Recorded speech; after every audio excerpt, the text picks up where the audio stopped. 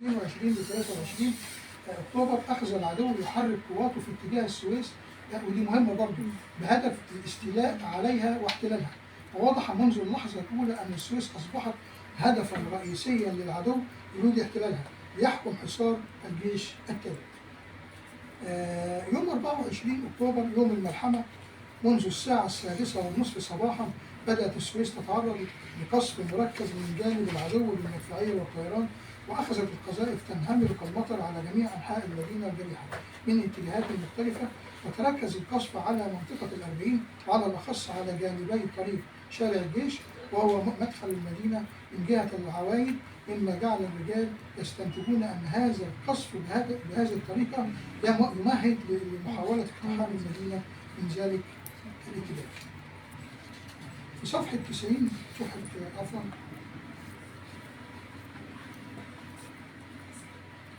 صفحه 65 يوم 26 اكتوبر كان يوم عيد الفطر.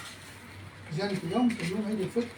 أصدر مجلس الأمن، ده مهم برضه، أصدر مجلس الأمن قراره الثاني رقم 339 بوقف إطلاق النار، فاضطر العدو للالتزام به بعد أن فشلت خطته لاحتلال السويس، وتم تدمير كل محاولاته لاقتحامها، وأصبحت السويس مقبرة المعتدين، وبقى في شوارعها 32 دبابة ومدرعة إسرائيلية مدمرة. برضه بنرجع للتاريخ المرة دي 75 ل 91 17 صفحة، برضه بيتكلم الفدائي الغريب محمد غريب. أنا مش هقول كل ده طبعا، ولكن هنتقي الحاجات اللي هي ممكن تفيدنا في اللي احنا عايزين نقوله. في صفحة 77 اللي معاك كتاب برضه، يوم 23 يناير 74 تقرر اعتبار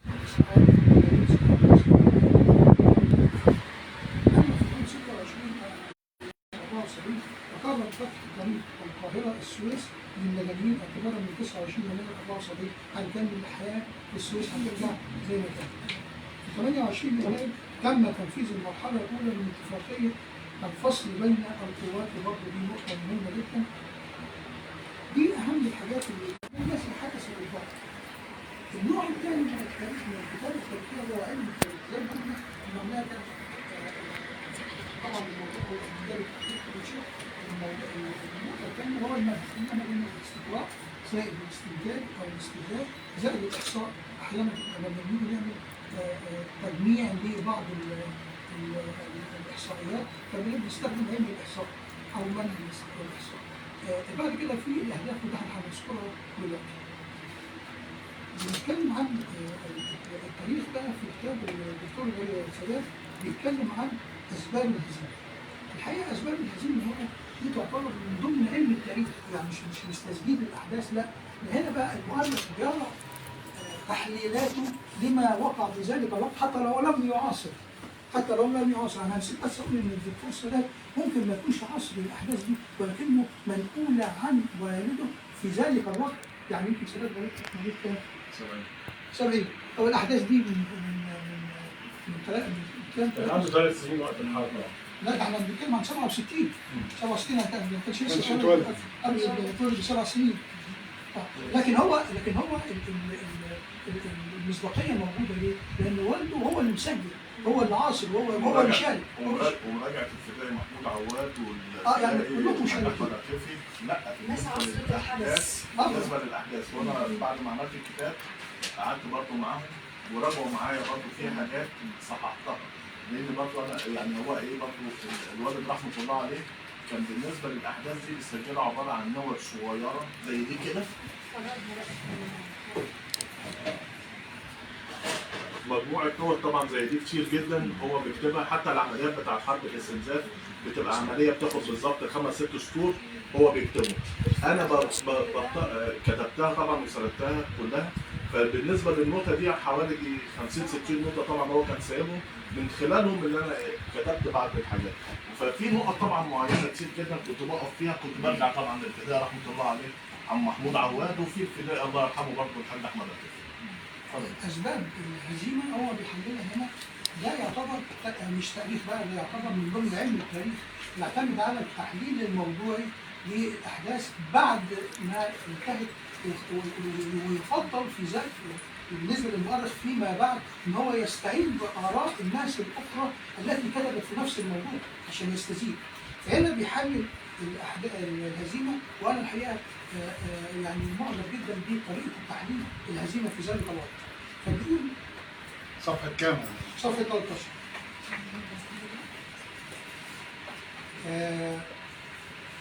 أخذ هذه النكسة على مدار 6 سنوات الإنجاز، وكان لهزيمتنا أسباب كثيرة أهمها نمرة 1 التفوق العسكري الإسرائيلي خاصة في السلاح الجوي.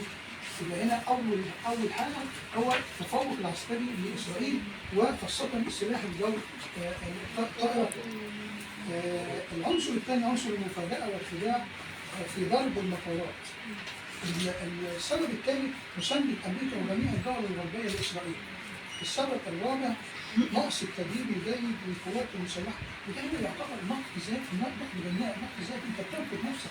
وفي أسباب هو الدكتور سادات ما ذكرهاش، ربما يكون ظهرت بعد كده، أنا هقولها بعد ما أخلص اللي هو بيقول.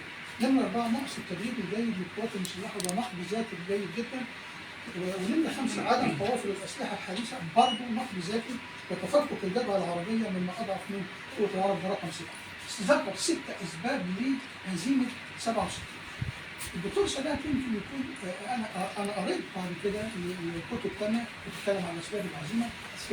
أولا أثناء ما قامت المعركة في 67 تلت الجيش المصري كان في اليمن. يعني احنا عملنا بتلتين القوة فقط، تلتين القوة الأفراد وتلتين القوة معدات وتلتين القوة أسلحة. فتخيل أنت تلت القوة بره. دي نقطة، والنقطة الأهم منها إن أنت استبدلت القوات الناقصة بقوات الاحتياط. بالتأكيد مهما كانت بدأت قوة الاحتياط ليست في مهارة القوات الأساسية، لأنه خرج من الجيش بقاله فترة، أنت بتستدعيه بعد ما خرج من الجيش، فأنت استعنت بيه علشان يحارب. طبعا محتاج إن هو يتدرب من جديد، على الآن على الأسلحة الجديدة دخل هو ما يعرفوش. فهو هنا من ضمن الأسباب يا أستاذي الفاضل، من ضمن الأسباب إن هو كان تلت الجيش بره في اليمن، وكان استبدلنا بالتلت ده بالقوات الاحتياط، ومش كده بس بقوات الدفاع الشعبي. ده عشان نعوض النقص اللي كان موجود. لكن برضه الاسلحه زي ما قال الدكتور سادات احنا كنا بنستخدم اسلحه ما كانتش بقوه وحداثه الجيش الاسرائيلي. فدي من ضمن الحاجات اللي احنا بنستخدمها في علم التاريخ بقى، لان ده تحليل موضوعي بعد مرور فتره من الفترات على الحدث الاساسي اللي هو حرب 67. برضه الدكتور سادات بيحلل نقطة مهمة جدا وسماه، وده كان مغلق جدا في التعبير، سماه الصدمة. ايه هي الصدمة؟ ان احنا اصبحنا يوم 5 يوليو 67 في صباح يوم الاثنين 5 يوليو 67 استيقظت مصر على غارة جوية مكثفة قام بها السلاح الجوي الاسرائيلي وامطر الجنود المصريين بوابل وقذائف وارتكب وابل. هنا الصدمة هنا ايه بقى؟ ان الاذاعة المصرية بدأت تذيع بيانات ان احنا انتصرنا وان احنا وقعنا 70 و80 طياره و90 طياره على مدى اليوم كله. احنا حضرت حضرت المواضيع دي. جبل المكبر وغيره. ايوه ما انا بقول لحضرتك دي محمد عروق، احمد سعيد. احمد سعيد. احمد سعيد. كانت بيانات وناريه. الصوت العربي.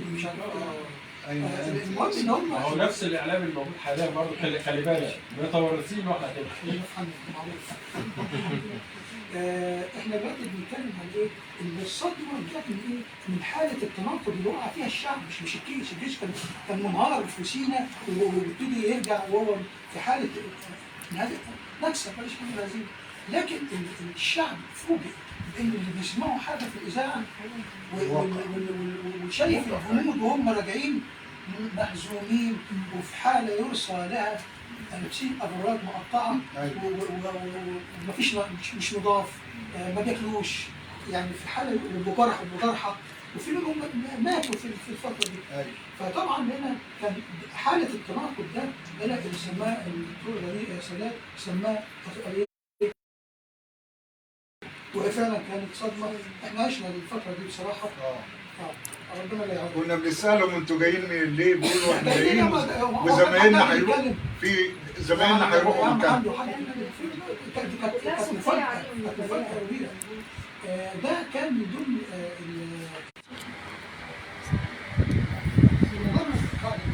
بمجرد توقف القتال في يونيو 67 قررت القيادة المصرية طبعا بقيادة جمال عبد الناصر إعادة تنظيم وتجهيز القوات المسلحة للحرب الجديدة. من الحرب اللي فاتت دي اعتبرناها خلاص حرب انتهت، خلاص بقى الله لا يعود، احنا بنجهز نفسنا لوجود حرب جديدة. فده كان موقف استمرت أتاحت حرب الاستنزاف التي استمرت من عام 68 حتى 70 للمقاتل المصري دي مهمة جدا. ربما لأول مرة فرصة مواجهة عزيمته وأن يتعرف على حقيقة أسلوب قتاله. فكانت تلك الحرب بمثابة التدريبات العملية الذخيرة الحية، وكانت ظروف الإجلاء من الخطة الكبرى بدء لعبور القمر. فهذا ما بيقول الدكتور سادات دلوقتي بيقول إن حرب الاستنزاف كانت البداية الحقيقية لحرب أكتوبر والعبور القمر. هي بداية يعتبر راس العش لأقل من شهر، اللي هي 1/7/67 والمعارضة النبذة كانت 5 يونيو. يعني في أقل من شهر قدرت القوات المسلحة إنها ترد برضه وتستعيد عربيتها اللي هي بدأت بعد كده حرب الاستنزاف. بيتكلم بقى الدكتور سادات عن من ضمن علم التاريخ، بيتكلم عن العمليات الانتحارية. هو بقى بيذكر بقى الفدائيين والعمليات اللي عملوها، وتقييم بقى الفرق الانتحارية 39 قتال منظمة سيناء العربية وعبور القناة في وجود القوات الإسرائيلية بالشارع. بيعبروا ويأسروا بعضهم زمان. الفدائي الغريب أسر 2 وكان بيودوا يعني عبارة عن إيه؟ فخ أو عبارة عن إيه؟ ألغام بتحط في وسط القوات الإسرائيلية في الضفة الشرقية. ده بالفعل عمليات انتحارية جدا. طبعا هو من صفحة 24 لصفحة 28 حوالي 5 صفحات يذكر الأعمال الفدائية وأعمال كثيرة، يعني مش هنذكرها كلها لأن خلاص احنا كده قرينا عنها كتير والدكتور سادات في كل النازل اللي اتكلمنا عنها. إنما النقطة برضه اللي هنقف عندها التهديد. احنا عشنا فترة التهديد يعني صراحة كانت فترة دي كانت مهمة. نمرة واحد، أول مرة في تاريخ السويس الناس أهالي السويس تسيب البلد. احنا تعرضنا لغزوات كتير وحروب كتير من ايام قدماء المصريين وايام التتار وايام الكرامطه وايام وكفر احمد عبده، حروب كتير واخرها كانت 67 و 73.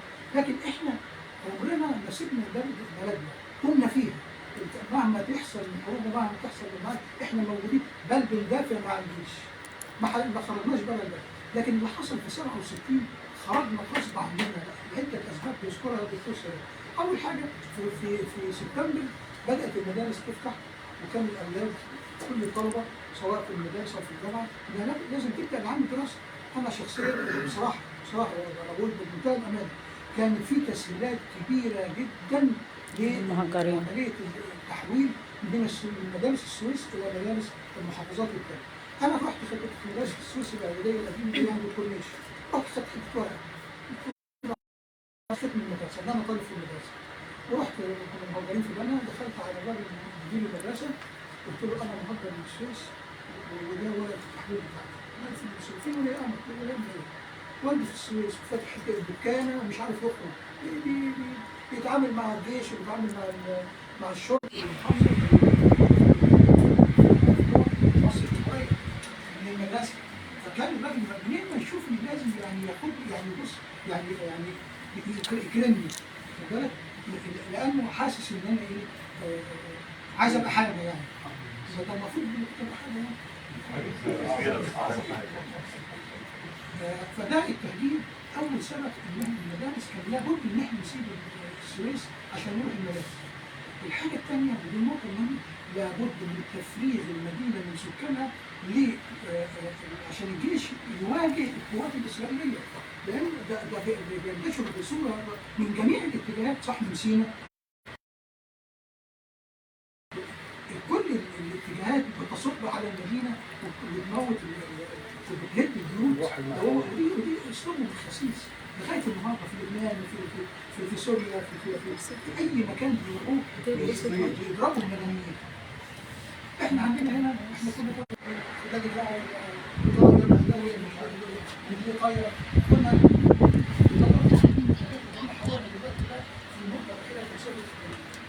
انت تروح دي مش عربيات اسعاف، عربيات كارو تشيل عربيات كارو. ايوه والله كنا بنجيب عربيات الكارو يشيلوا مش نقلات الطوالي بتاعت العيش. ايوه احنا كنا لسه عيال صغيره واخد بالك تشيل ما هي العربيه كارو وحط على العربيه وروح على الشويه ده اللي هي الادوار القديمه اللي في العربيه عشان يدفن، والاجزاء المقطوره برضه مع بعض عشان تدفن. واخد بالك الجرحى كنا نوديهم على المستشفى العالي. فكانت ايام كان بعد لازم كل غرض. لذلك هم ما بيضربوش كمدنيين يعني. الزكريات الكارثه اللي حصلت في قطر الزكريات كمان هم ما بيضربوش كمدنيين. استاذ صلاح انا بقول لك ده اسلوبهم الخسيس في لبنان وفي سوريا وفي العراق وفي كل حته ان هم يضربوا المدنيين وعشان يهيج الشعب على الحاكم على القياس. ده شغل خبز. هو زي يضرب المربوطين في السيد. الشعب ده بس يعني لا يقل عن قرار المعركه. تمام. ايوه مدرك قناه 3 بقول لك عشان تفسح المجال للجيش علشان يحارب القوات المعاديه. برضه من ضمن الحاجات ان انت في التهجير ان انت بتسيب بلدك، مش بتسيب بلدك بس، بتسيب كل مهماتك ذكرياتك لا مش سيبك من ذكرياتك ممتلكاتك احنا كنا بتشيل الفرش الضروري جدا وتربطه وتاخد الهدوم الضروريه جدا وتروح بقى يعني تقعد في مدرسه تقعد مش عارف فين. ربنا كرمنا كنا ساكنين في الشقه. عربيات النقل كانت هي بتاخد الاسر، كان ياخد معاه النقل في القطر بتوديهم لغايه القطر لا، وبعض الناس كانوا بيسافروا الى بلادهم في ابني في قنا مثلا بتاع، كانوا بياخدوا عربيات نقل ومعاهم يا دوب ملايه او بطانيه او بتاع، بيساعد كل حاجه. تروح بقى اذا كان مدرسه ولا كان معسكر تعلق هدومك على مسمار وتنام على الارض ومفيش بقى بينك وبين الاسره الثانيه الملايه. كلامك صح. احنا عشنا الايام دي. المهم فدي كان قرار زي ما بيقول الاستاذ كان قرار حكيم جدا او استاذ بكري كان قرار حكيم جدا بالتهديد ان احنا نسيب البلد غصب عننا رغم ان احنا عشنا حروب كتير ما سيبناش البلد. فدي كانت قاسيه جدا على النفس عشان الروح المعنويه للشعب يعني. انت مضطر. ايوه. ده اضطرار، انت ما مشيتش براحتك، مش خارج تتفسح. ده انت مضطر. مضطر عشان خايفين عليك. ايوه. اكيد طبعا. الخسائر. النقطه المجال الثالث يا استاذ صلاح اللي بيتكلم فيه في التاريخ وهو فلسفه التاريخ. انا شايف برضه ان الدكتور سيرات لمس عليه ولو شريحه صغيره في الكتاب فلسفه التاريخ. واحنا قلنا ان انت بتستجمع مجموعه من الاحداث المتشابهه في العالم كله وتبتدي تقول ما هي العناصر المشتركه بين هذه الاحداث. هو هنا يقول لي في صفحه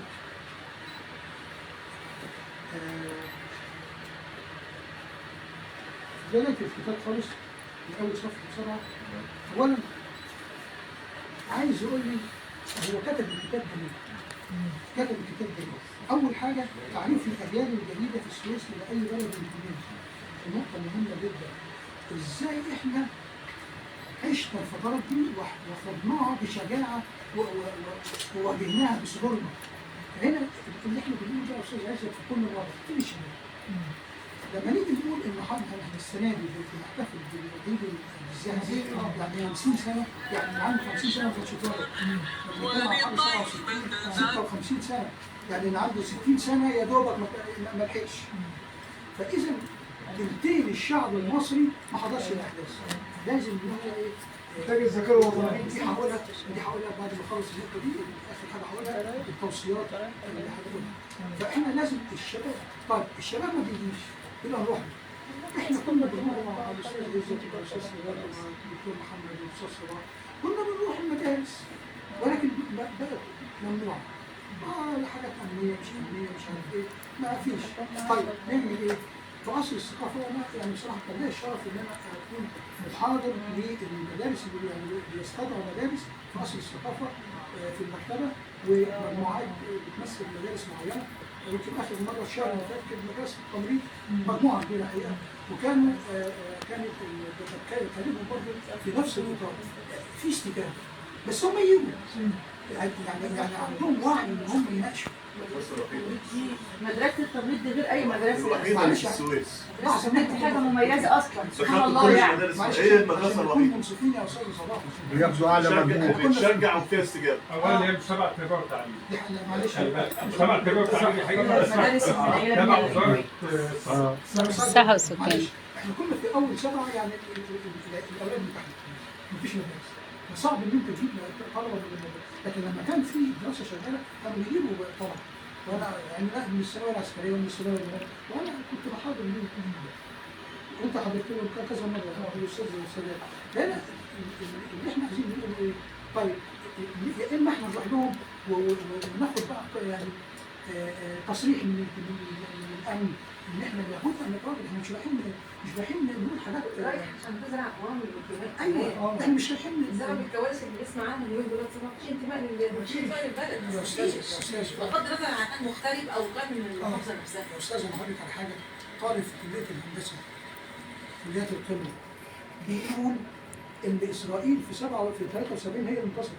ده مغير. ما فيش خلفيه، ما عندوش هو بيسمع معلومة. من النت ومن ما ده هم اللي عملوه، ده الترويج بتاعهم، بالظبط ده المعروف. بالظبط. ده المعروف بره ان هم انتصروا مش احنا على هي فكره. اسرائيل عامله حمله دعائيه. ايوه ده من زمان هم عارفين ان هم انتصروا مش احنا. معتمدين على ذاكره السمك. هو احنا كل حاجه فيه ممتازه، بس هي المشكله ان احنا يعني الناس اعتادت ما بقاش تقرا. ما بقاش عندنا يعني ان انا ايه امسك الكتاب واقرا لا ما عادش فيه الموجود ده. فاحنا ندور على وسيله ثانيه نوصل بيها للناس دي او الاجيال اللي طالعه دي ايه اللي حصل؟ الناس دي عملت ايه عشان خاطر نكون احنا موجودين دلوقتي؟ ده الصح. انا شايفه مؤخرا طب يعني بدأوا يعني زي حاجه زي فيلم الممر او الافلام اللي هي الحربيه موجود في العظيمه ذاكره الناس وهيفضل موجود في ذاكره الناس. الشباب اتحمسوا قوي ان هم يشوفوا الاحداث ويشوفوا ايه اللي بيحصل. مسلسل الاختيار. مسلسل الاختيار شدهم شد الصغير الشعب كله شد الكبير والصغير. يا ريت احنا بجد احنا محتاجين نعمل السويس نعمل فيلم وثائقي بس فيلم يكون بيحكي عن الابطال دي كلها. ده انا هقول في ده الصح. للاسف مدام حنان الشباب اللي طالع العشرينات لحد الثلاثينات ما عندهمش اي انتماء لمصر. هو مصر مجرد ورقه شهاده بياخدها علشان يطير ويكون نفسه خارج مصر، ما عندهمش اي انتماء. عشان كده بيلعبوا هم لان الشباب دول هم اللي شافوا فوضى 25 يناير، الضابط بيتهان في اسم الشرطه بيتحرق ويتهرب، عشان كده مفيش اي انتماء. البلد مجرد شهاده هياخدها شهاده تخرج علشان يسافر مصر. عشان كده بره هم الجهه اللي احنا عارفينها بتستقطب العناصر دي وبتشتغل عليها. هو بيقول لابد ان نعرف الاجيال الجديده هو مش الجديده، الاجيال برضه اللي اكبر منهم لازم يعرفوا. النقطه الثانيه اللي ذكرها الدكتور سادات الوفاء لمن سبقونا. لا الناس دي لازم هتاخد حقها، ده لازم. الناس دي ضحوا بنفسهم. لا هم ما كناش هنبقى موجودين هنا. برضه النقطة الثالثة بتؤكد على أن ستظل بالسويس على الدوام تؤدي دورها الذي اختصها به التاريخ واختصها به الله، وهو الدفاع عن مصر وإفراز المتميزين في كل المجالات. دي نقط أساسية ذكرها في الكتاب كنوع من فلسفة التاريخ. برضه من ضمن فلسفة التاريخ اللي ذكرها الدكتور سادات غريب نمرة واحد. شوف هنا بقى إيه؟ كيف تصرف. دي نقطة مهمة جدا تعتبر من صميم فلسفة التاريخ. كيف تصرف أهل السويس مع الناس اللي جايين في يوم المعركة. يوم المعركة نفسه إيه؟ لا ما حدش حركهم، ما حدش قال لهم يعملوا إيه، هم من نفسهم. شوف هنا أول حاجة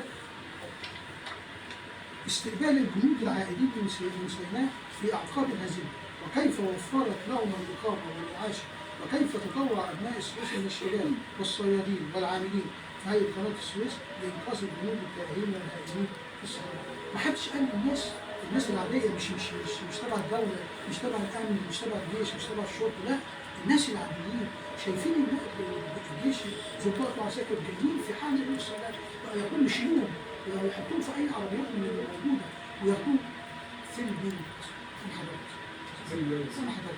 قطاع الريفي عمل الشغل الجامد قوي في كل وهو بيستقبلهم. كل كل السويس احنا كنا في الشارع عندنا كده ظابط او عسكري جاي اغرام مقطع ما بيكونش بقى له 3 4 ايام، فكنا بناخده ويدخله البيت ويدخل الحمام ونخليه يغير هدومه اذا كان زوج اذا كان اب اذا كان اب اذا كان اخ، بيطلع هدوم من عنده وبيلبسها له وبياكل وبيستريح ولغايه لما يستعيد توازنه تاني. وفي اللحظه دي بنتصل باهله ونقول لهم ابنكم عندنا، لو هم عايزين ياخدوه اهلا وسهلا، لو اذا كان هو عايز يتصل بالوحده بتاعته عشان يبقى يعرفوا ان هو موجود كان به، لكن هو بيفضل موجود ضيف جاي عندك في البيت. ما حدش قال للناس يعملوا كده، ده كان بدافع نقول بقى بدافع الوطنيه، بدافع الدين، بدافع الانسانيه، كل حاجه. خصوصا هم بيشاركوا كمان. بس ده حضرتك مع اختلاف ده اختلف في ثوره يناير، اختلف تماما. لا بغض النظر ندخل في السياسه، احنا بنتكلم في ان الناس اتغيرت، اختلفت تماما. يعني بالعكس ده كانوا بيحاربوا العساكر على انهم اعداء، كانوا جايين من دوله ثانيه وبيضربوهم، كان دي كارثه سوداء. عشان ده كان توجه جاي من بره فده انا بقول شوف اختلف ازاي. حاجه نقطه ثانيه محمد، السجون فتحت وخرج المجرمين، مش المعتقلين السياسيين، المجرمين خرجوا. كان مقصود. انا واحد كسر عليا الباب وانا قاعد في البلكونه وقافل النور بالليل، كسر الباب الشقه ودخل، انا سمعت الهبل، جريت بشوف ايه ده، لقيته واقف في نص الصاله على ما انا لابس لبس البيت، جريت وراه على السلم، جري في الشارع، اروح بقى فين؟ لكن اقصد اقول لك ايه، ده حرامي او لص هرب من فكر الشقه ما فيهاش دي المقصوده انشاء الفوضى في المجتمع. فدي كانت في يناير 2011، انما في 67 وفي 73 لا الموضوع اختلف تماما. لا فدول في 73 ما كانش في حاله سرقه واحده اتسجلت في اسامي الشرطه يوم 6 اكتوبر فتره الحرب ناس يعني هم سجلوا اول يوم، يعني ما فيش حاجه خالص. النقطه الثانيه ضميره زي بحرام اليوم خلى عنده دم. ركز في الموضوع الاساسي بتاعه. النقطه الثانيه يطلع ذكاء على صاحبه. النقطة الثانية اللي عملها أهالي السويس مع العائدين من سيناء، كيف تحولت مدارس المدينة إلى مستشفيات ميدان لاستقبال الجرحى، وأيضا إقبال الجماهير في نقطة مهمة جدا، إقبال الجماهير بحماس بالغ على التبرع بالدم، لدرجة إن المستشفيات بقى فيها وفرة في الدم، الناس بتروح عن طيب خاطر بتتبرع بدمها للجرحى الجايين. النقطة الثالثة ودي اللي احنا ذكرناها، إجبار الأهالي على الهجرة، ودي كانت مريرة جدا على السواسي. هو بقى الدكتور سلال بيقول ده حصل ليه؟ علشان في وجود قيادة سياسية متعاونة مع الشعب، وكان في جماهير ثقافتها تجاه دي النقطة بقى اللي أنا عايز أقولها اللي هي في فلسفة التاريخ، إن إحنا من كتر ما شفنا معارك على مدى التاريخ أصبحنا كل ما تحصل معركة بنعمل كده، مش مستنيين حد يقول لنا، دي اسمها فلسفة التاريخ. ووجود قيادة دينية كانت موجودة حريصة على إن هي تؤدي دورها، كان الشيخ حافظ سلامة هو اللي ناس غيره كتير يعني.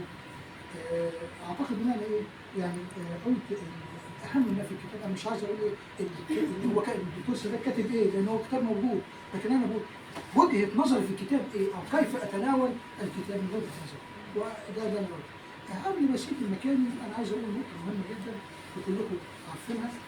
السنة دي بنحتفل بالعيد الذهبي لحرب أكتوبر والمقاومة الشعبية 24 أكتوبر. عايزين يا أستاذ عزت نعمل احتفال غير تقليدي، بمعنى إيه؟ هقول 10 دقايق مش أكتر. دايما بنحتفل ونجيب يوم 24 أكتوبر ونفضل بقى اللي حصل واللي حصل واللي حصل. عرفنا كل ده واحنا كل سنة عايزين نقول عشان نفضل نفتكر اللي قبلنا عملوا إيه. لكن أنا عايز أقول إيه؟ السويس مش 24 أكتوبر بس، لا ده احنا عندنا ايام قدماء المصريين السويس كانت قلعه مصر الشرقيه، مش قلعه اللي هي موجوده في الطابيه دي، لا السويس كلها كمدينه كانت واجهه مصر الشرقيه تجاه الشام وفلسطين والعراق وكل ده والحيثيين ومش عارف ايه، كل الحروب من هنا، كل الحروب بتخرج من السويس، كانت واجهه مصر الشرقيه، خط الدفاع الاول. نمره 2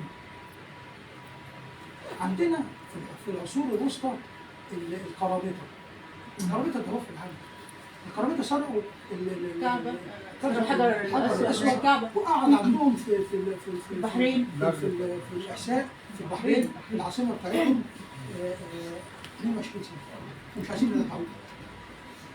الناس دي حاربت الخلافه العباسيه، اقوى خلافه في ذلك الوقت، وتحدت هزمت الجيش العباسي واذلت الخليفه العباسي. لما جم طبعا هم دخلوا مصر من اكثر من جهه، لكن الجهه اللي جت من ناحيه البحر الاحمر السويس تصدر، ما كانش عندنا جيش. احنا كنا في العصر الاخشيدي ايام القرامطه والمأمونه، كنا في العصر الاخشيدي يا استاذ عصام، كانت الدوله في حاله ضعف، ما كانش عندنا جيش. الخليفه الفاطمي من تونس بعت لنا جيش بقياده عبد الله الغريب اللي موجود اهو. السويسه كلهم خرجوا عن بكره ابيهم. المعركه يا استاذ عزت بدات من ميدان الغريب دلوقتي لغايه الناحيه الثانيه اللي هي في سينا اسمها ايه؟ البر الثاني. لا عين موسى. كل ده ميدان المعركه، والسويسه شغالين وبيطردوا في قفر السويسي في الله اكبر السويسي. ايوه تمام، لغايه لما استشهد عبد الله. فده معركه لابد ان احنا نقف عندها، زي ما نيجي نتكلم عن 24 اكتوبر نتكلم عن الحرب ضد القرامطه، نتكلم عن الحرب ده في ايام الكشوف الجغرافيه. ايام الكشوف الجغرافيه في القرن بدايه القرن ال 16 البرتغاليين كانوا ملوك البحر، كانوا ملوك البحر، فغزوا مصر مرتين من ناحيه البحر الاحمر. 1502 كان اخر ايام المماليك كان خلاص، سيبك بقى من ايام التتار والصليبيين. منصور الغوري؟ لا منصور الغوري في 17 1517 كان ايام تومنباي، كانت الدوله 16 برضه تومنباي. المماليك في حاله ضعف جدا. فلما جم يحاربوا، مين اللي خرج مع قائد الجيش في الوقت ده؟ مش الجيش بقى، قائد القوات شهبندر التجار، اللي هو مين يا عم سلطان؟ اللي هو يساوي ايه؟ رئيس الغرفه التجاريه حاليا، كان اسمه شهبندر التجار. قام لان هو يعتبر بحار برضه، فقام السويسه كلهم بمساعده هذا الرجل، وقادوا واستطاعوا ان هم يردوا الاسطول البرتغالي. 1518 يعني بعد حوالي 1517 يعني بعد 15 سنه عاود البرتغاليين مهاجمه مصر عن طريق البحر الاحمر. كان بدايه الحكم العثماني، كان في جيش، لكن السويسه كلهم خرجوا مع الجيش التركي واستطعنا ان احنا نرد الجيش البرتغالي او الاسطول مع البرتغالي سلطان مره سليم ثانيه في 15 سنه مرتين. ده ما يتسابش، مش 24 عليه شجاعة شعب. ايوه يا استاذه، شجاعة شعب يعني انت لو مثلا شعب مش فيه شجاعة واديت له اقوى سلاح والشعب ده مش هيعمل اي حاجة. يعني شجاعة الشعب تدريبات بسيطة واسلحة بسيطة جدا. معاه ايه يعني؟ برضه من ضمن الحاجات، حد ينسى كفر احمد عبده 51. وبعدين عايز اقول حاجة برضه بالنسبة لتهجير اهل السويس. احنا ما هجرناش طول عمرنا، حتى في 51 استضفنا اهالي الكفر. يعني اهالي الكفر اللي كانت بيوتهم بتقع كنا بناخدهم عندنا ونستضيفهم لغايه ما يلاقوا بيت. اللي عنده اخ ماشي، اللي عنده قريب ماشي، اللي عنده صديق وكان بياخد الاسره بتاعته ويستضيفه. سنه 51 ده ملحمه، ولذلك بتسمى ملحمه 51 كفر احمد عبده. فدي ما تتسابش، كفر احمد عبده دي ما تتسابش. لازم كان البطل احمد عزيز كتبت اللي هي يعني تقصد حضرتك الجذور بقى، الجذور من الاول. ايوه كفايه. ازاي نغفل هذا التاريخ؟ موروث ثقافي يعني. عندك كمان 56 هم بيسموها حرب السويس، لكن هم بيسموها حرب السويس، العالم كله بيسميها حرب السويس. شوف السويس عملوا ايه في ذلك الوقت، زي بورسعيد وزي الاسماعيليه. برضه لازم نتكلم عنه. خد بقى عندك بقى 67 و73 ونتكلم بقى. ده هنقول ان الاحتفال بالعيد الذهبي لعيد السويس القومي يوم واحد للمقاومه، مش 24 اكتوبر اللي انا قلتهم دول. وما اكثر الناس اللي دارسه التاريخ وممكن تتكلم في يوم واحد يتكلم عن ده، واحد يتكلم عن ده، واحد يتكلم عن ده، بحيث ان نوافق اليوم كله 5 يتكلموا عن المقاومه الشعبيه في السويس عبر التاريخ. النقطه الثانيه، السويس قاطره الاقتصاد في مصر، ودي عايزه كلام. ده بيقولوا شارع ناصر ده وانت ماشي كده لغايه اغلى شوارع العالم، اغلى شارع او ثاني اغلى، ماشي ثاني اغلى شارع في العالم من كتر شركات البترول مش لغايه الصبح. مصنع الزراير. في كتير بقى كل المنتجات والمصانع وده كله والغاز ومش عارف ايه، ده الى جانب من عندنا القناه، ما ضمن الاقتصاد عندنا القناه وعندنا المصايب انا بقول لك القناه وعندنا بيقول ما من بلد ارتبط اسمه بالتاريخ قناه السويس، خليج السويس، حرب السويس، كل ده هي السويس. الاسم بتاع السويس عفوا يعني انتشر على مستوى العالم كله.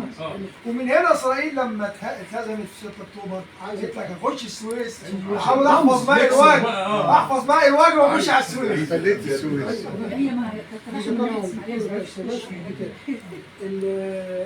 اليوم نتكلم عن الاقتصاد في السويس، هم اكثر الناس الاقتصاديين. انا بصراحه بشوف ناس من السويس بتطلع في التلفزيون بتتكلم عن الاقتصاد، ليه ما نجيبهمش؟ ما حدش هيقول لك لا. نتكلم عن الاقتصاد في السويس، يعني واحد يتكلم عن المصايب، واحد يتكلم عن الشركات، واحد يتكلم عن السياحه. لا السياحه ده يوم ثالث بقى. يعني هو الاقتصاد برضه. لا السياحه ده يوم لوحده، يوم عن المقاومه ويوم عن الاقتصاد، يوم ثالث عن الاثار. ايه الاثار بقى؟ احنا عندنا اثار في السويس الواحد بيزعل لما بيفتكرها. وانا كنت مدير مدرسه، انا كنت باخد الطلبه ونجيب تصريح من هيئه الاثار واوديهم فين قناه امير المؤمنين في قريه عامر، ممتده من قريه عامر لغايه بدايه القناه، طريق القناه. محمد علي قصر محمد علي عامل مقلب زباله. مش عايز اقول دي حاجه شناير بس كتير من كنيسه الاروان يا استاذ، كنيسه الاروان اللي عند الشيخ ميشيل مش قافلينها بالدكتور. انا دخلتها قبل ما كنايس مبادئ اصلا. السفاره اليونانيه عرضها مزاد للبيع. خلي بالك يعني دي يعني انا تراث بس ده برضه يرجع برضه السويس تواصلوا مع القاهره، مع هو يرمم الاصل دوت ويشتغل عليه عشان يبقى مزار السويس.